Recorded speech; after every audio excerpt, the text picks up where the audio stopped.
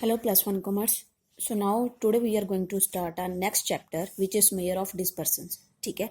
First of all we will discuss about the concept of dispersons.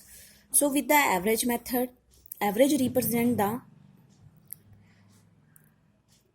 the series as a whole. ठीक है. Average जो होंगी है एक पूरी जो full series होंगी है उन्हें present कर दी है. ठीक है. But एक another method है that is dispersons. With this method we study dispersons along with the average of a series that we have a comprehensive information about the nature and the compositions of a statistical series. ठीक है कि एक पूरी whole जो सानू डिस्पर्सनस variability पता चलती है सीरीज दे विच कितनी आ रही है. ठीक है. फॉर एग्जाम्पल है कि अगर फैक्ट्री ए है, फैक्ट्री बी एंड फैक्ट्री सी है, इन्हां दे विच अगर देखा जाए तो 400 अगर मीन है फैक्ट्री ए बी और सी दे विच, और फैक्ट्री ए दे विच जो 400 दी वेजेस पेड हो रही ने. ठीक है. वर्कर्स नू. और नैक्सट है फैक्ट्री बी दे विच 350 380 400 420 450. सो इन्हां दे विच जो वेरीएंस है वो बहुत घट है. ठीक है. जो ये वेजेस पे कर रही ने. But in the factory C दे विच 50 70 दैन 400 725 750. सो जो वेरीएंस है ये बहुत डिफर कर रहा है. ठीक है. डिफरेंट जो वेरीएंस सानू दिख रही है. So how can we calculate the variance? So with the dispersion method. ठीक है. डिस्पर्सन मैथड नू यूज करते हैं जिहदे नाल वेरीएशनस है वो कैलकुलेट की जाती है. ठीक है. सो डेफिनेशन है dispersion is the measure of the variation of the items. ठीक है. So absolute and the relative measures of dispersion. Absolute method adopt किया जाता है that is when dispersion of the series is expressed in terms of the original units of the series. It is called the absolute. जो original units जड़ियाँ ने apply की जांदियां ने, इन kilograms हो गया, इन वेजेस हो गया, रुपीज़ हो गया. ठीक है. और सेकेंड मैथड है that is relative measure method. ठीक है. The relative measure of dispersion express the variability of the data in terms of some relatives value और परसेंटेज. ठीक है. जो परसेंटेज वैल्यू होंगी है, कुछ रिलेटिव्स कुछ उन्हों का डिफरेंस असी शो करना होंगे तो रिलेटिव मैथड नू अडॉप्ट किया जाता है. So method of measuring dispersions. ठीक है. मैथड ने कि measure based on the spread of value दे विच रेंज कोटाइल आएगी. ठीक है. रिलेटिव दे विच कोफिशिएंट ऑफ रेंज आएगी, coefficient of quartile deviations. Then measure of dispersions from average. ठीक है. In this method mean deviation and standard deviation. Then relative ਦੇ ਵਿੱਚ ਹੈ coefficient of mean deviation, then coefficient of standard deviation and coefficient of variance. ठीक है. And next is graphical method ਦੇ ਵਿੱਚ Lorentz curve आएगी. But in your syllabus we will do only standard deviations and coefficient of variations. ठीक है. दो methods ने we will discuss in this chapter. So first is standard deviations. ठीक है. Standard deviation is the most satisfactory scientific method of the dispersion.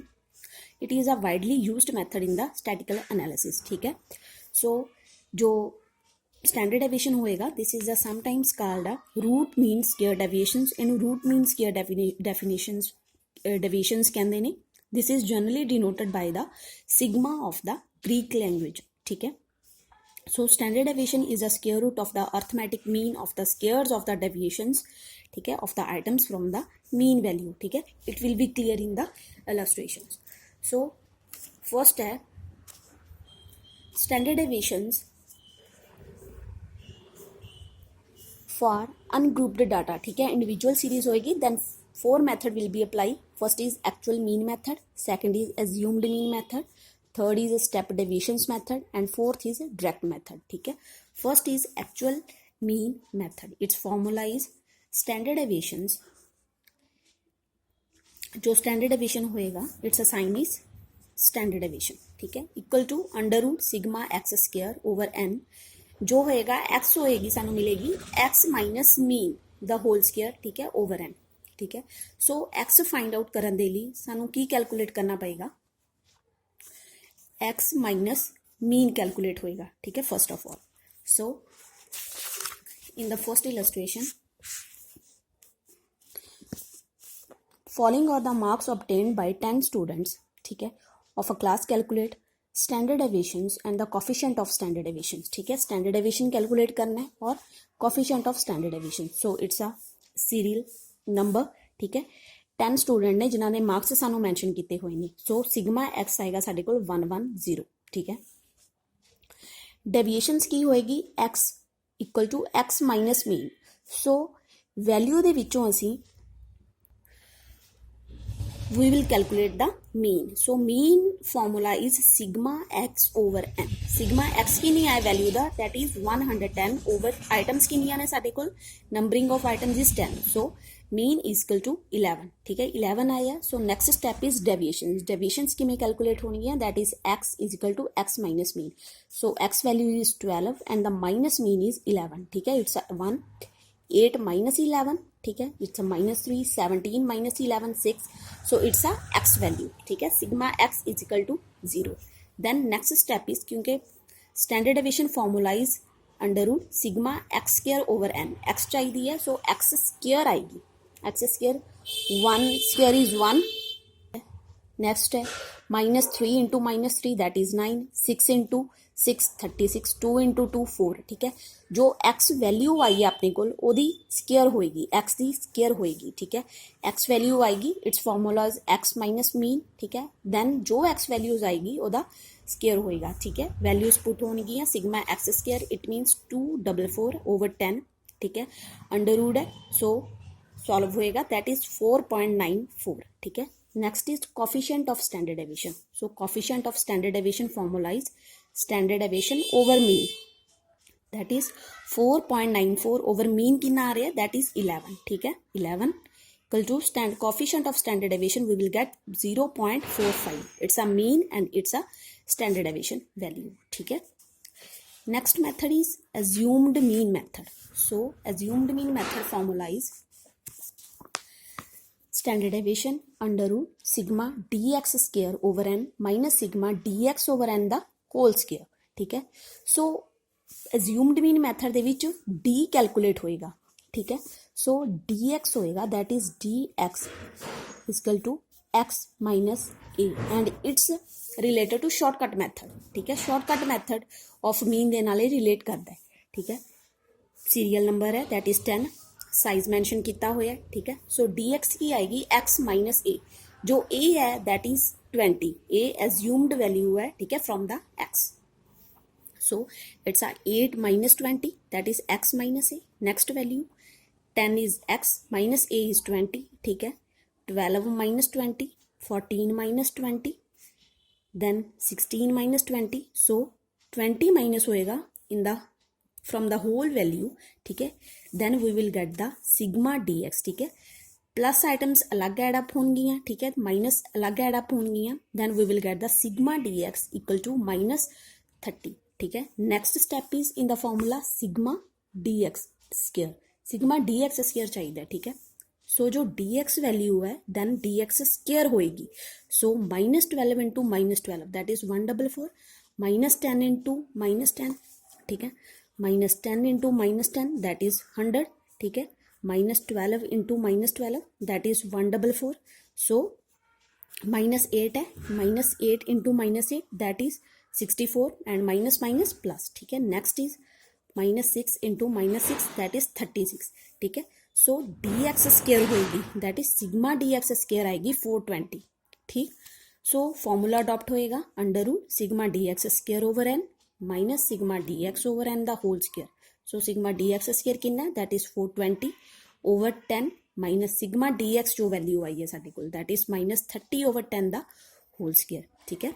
So solve होएगा, सो 42 minus, ठीक है, -3 square, सो solve करके आएगा स्टैंडर्ड डेविएशन इज 5.74, ठीक। So next method is step deviations method, ठीक है। स्टेप डेविएशंस मेथड होएगा, देन फॉर्मूला लगेगा that is sigma D X dash square over N minus sigma D X dash over N the whole square into C, ठीक।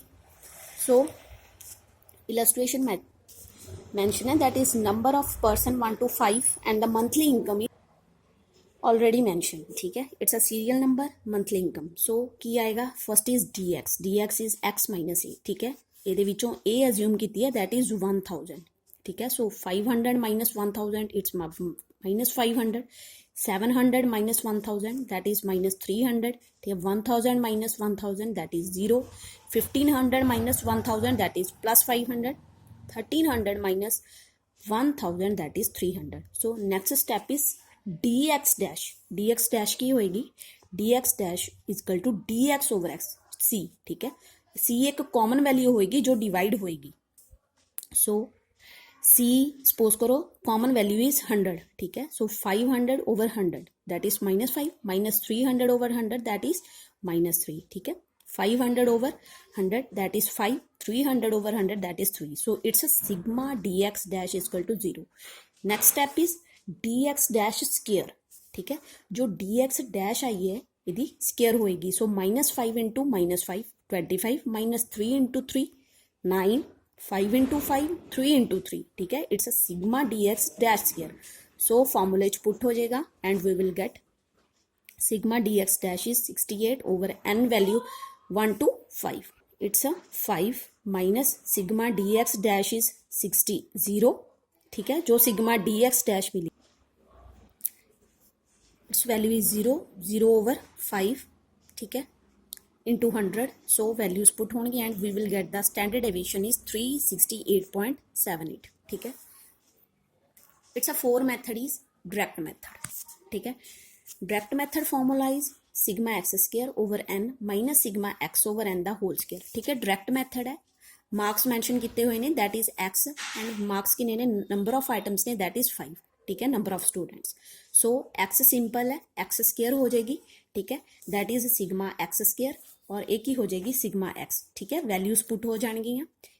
It's a simple direct method है, ठीक है. Direct method ਦੇ ਵਿੱਚ simple x mention ਕੀਤੀ ਹੋਈ ਔਰ x square ਹੈ, ਠੀਕ ਹੈ. ਸਿਗਮਾ x ਸਕੁਅਰ ਦੀ ਵੈਲਿਊਜ਼ ਪੁੱਟ ਹੋ ਜਾਏਗੀ ਔਰ ਇੱਥੇ ਸਿਗਮਾ x ਦੀ ਹੋ ਜਾਏਗੀ, ਠੀਕ ਹੈ. ਅੰਡਰ ਰੂਟ ਹੈ, then we will get the standard deviation 14.40. So in the next standard deviations for grouped data. Group data ਹੋਏਗਾ, ਠੀਕ ਹੈ, ਜਦੋਂ ਫ੍ਰੀਕੁਐਂਸੀਜ਼ ਮੈਂਸ਼ਨ ਹੋਣਗੀਆਂ ਸਾਡੇ ਕੋਲ. ਸੋ ਇਨ ਦਾ ਡਿਸਕ੍ਰੀਟ ਸੀਰੀਜ਼ ਦੇ ਵਿੱਚ ਫ੍ਰੀਕੁਐਂਸੀਜ਼ ਆ ਰਹੇ ਨੇ.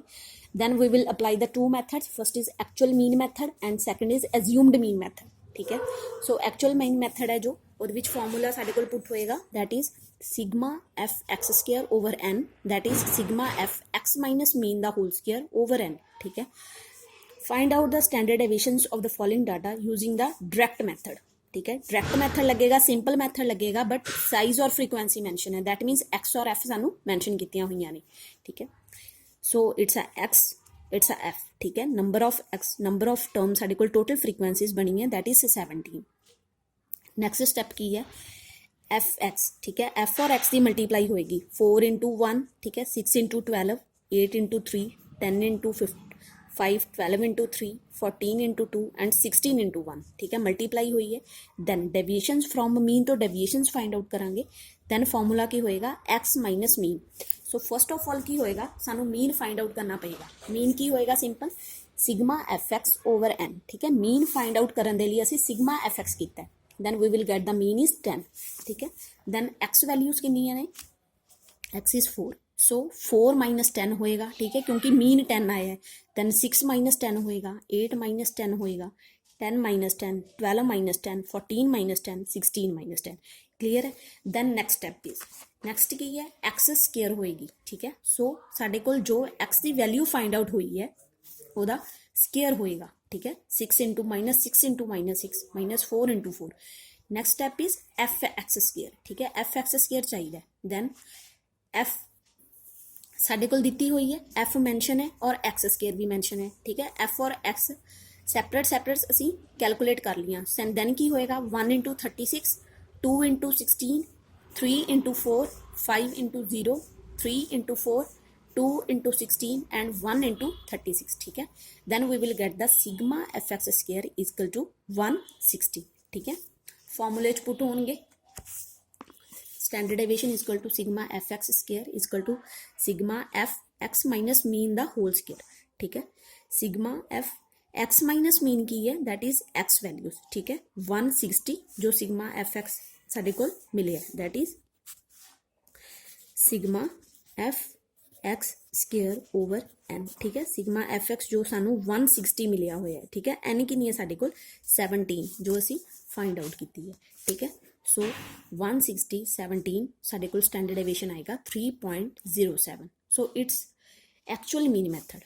Next step is assumed mean method. Assumed formula same ਹੈ, ਬਸ ਥੋੜਾ ਜਿਹਾ ਡਿਫਰੈਂਸ ਹੈ ਕਿ ਇਹਦੇ ਵਿੱਚ ਸਾਨੂੰ ਫ੍ਰੀਕੁਐਂਸੀ ਮੈਂਸ਼ਨ ਕੀਤੀ ਹੋਈ ਹੈ. ਪਹਿਲਾਂ ਕੀ ਸੀ, ਸਿੰਪਲ ਸੀਰੀਜ਼ ਸੀਗੀ, ਉਹਦੇ ਨਾਲ ਮੈਥਡ 4 ਮੈਥਡਸ ਅਡਾਪਟ ਕੀਤੇ ਸੀ. ਇਹਦੇ ਵਿੱਚ ਸਾਨੂੰ ਸਿੰਪਲ ਫ੍ਰੀਕੁਐਂਸੀ ਜਦੋਂ ਮੈਂਸ਼ਨ ਹੋਏਗੀ ਦੈਨ 2 ਮੈਥਡ ਅਪਲਾਈ ਹੋਣਗੇ. First is actual mean method and second is assumed mean method. ਠੀਕ ਹੈ, ਐਜ਼ਿਊਮਡ ਮੀਨ ਮੈਥਡ ਦੇ ਵਿੱਚ ਅਸੀਂ ਡੀ ਕੈਲਕੂਲੇਟ ਕਰਾਂਗੇ. ਠੀਕ ਹੈ, ਸੋ ਸਾਈਜ਼ ਹੈ, ਫ੍ਰੀਕੁਐਂਸੀ ਹੈ, ਮੈਂਸ਼ਨ ਕੀਤੀ ਹੋਈ ਹੈ. ਠੀਕ ਹੈ, ਕੀ ਹੋਏਗਾ then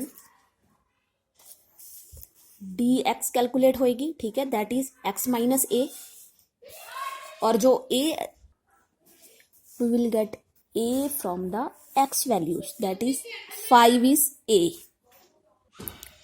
So 1 minus 5, 2 minus 5, 3 minus 5. ठीक है, we will get the dx. Then next step is dx square. ठीक है, minus 4 into 4 minus 4 minus 3 into minus 3 minus 2 into minus 2. ठीक है, ਫਾਰਮੂਲੇ ਦੇ ਜੋ ਅਕੋਰਡਿੰਗ ਸਟੈਪ ਬਾਏ ਸਟੈਪ ਅਸੀਂ ਕੈਲਕੂਲੇਟ ਕਰਦੇ ਜਾਵਾਂਗੇ. ਠੀਕ ਹੈ, ਐਕਸ ਹੈ, ਐਫ ਹੈ, ਦੈਨ ਡੀ ਚਾਹੀਦੀ ਹੈ ਤਾਂ ਡੀ ਫਾਈਂਡ ਆਊਟ ਹੋਏਗੀ. ਡੀ ਸਕੇਅਰ ਚਾਹੀਦੀ ਹੈ, ਦੈਨ ਡੀ ਤੋਂ ਬਾਅਦ ਡੀ ਸਕੇਅਰ ਫਾਈਂਡ ਆਊਟ ਹੋਏਗੀ. ਠੀਕ ਹੈ, ਦੈਨ ਐਫ ਡੀ ਐਕਸ. ਠੀਕ ਹੈ, ਐਫ ਡੀ ਕੀ ਹੋਏਗੀ, ਜੋ ਡੀ ਵੈਲਿਊ ਹੈ ਉਹਨੂੰ ਐਫ ਦੇ ਨਾਲ ਮਲਟੀਪਲਾਈ ਹੋਏਗੀ. That is 5 into -4 -20. ਠੀਕ ਹੈ, 10 into -3 that is -30. ठीक है, it's a multiply of f and dx for dx. next step is f dx square. ठीक है, जो f dx आई है, f dx स्केयर की होएगी. dx स्केयर सानू ऑलरेडी मैंशन है. ठीक है, dx स्केयर जो कैलकुलेट हुई है, dx स्केयर नू f दे नाल मल्टीप्लाई होएगा. That is 16 into 5.